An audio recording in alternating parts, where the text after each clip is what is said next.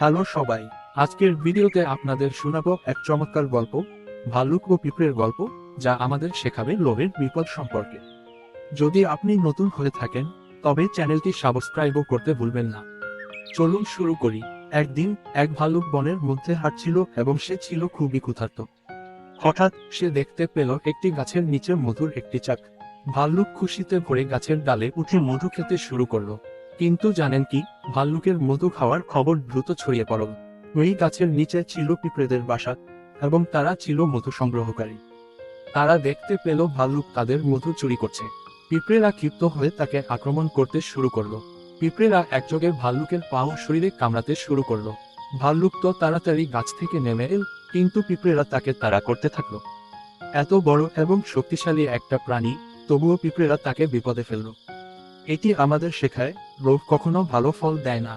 ভাল্লুক এত বড়, শক্তিশালী এবং ক্ষমতাশালী ছিল, কিন্তু তার অতিরিক্ত লোভ তাকে বিপদে ফেলল। আর পিঁপড়েরা ছোট হলেও তারা একত্র হয়ে শক্তিশালী হয়ে উঠেছিল। তাহলে আমাদের জীবনে কখনো অতিরিক্ত লোভ পুষে রাখা উচিত নয়। লোভের কারণে আমরা অনেক সময় আমাদের ক্ষতি করে ফেলি। আসুন আমরা সঠিকভাবে জীবন কাটাই এবং লোভ থেকে দূরে থাকি। আপনার যদি এই গল্পটি ভালো লাগে, তবে লাইক দিন, কমেন্টে আপনার মতামত জানান এবং অবশ্যই চ্যানেলটি সাবস্ক্রাইবও করতে ভুলবেন না।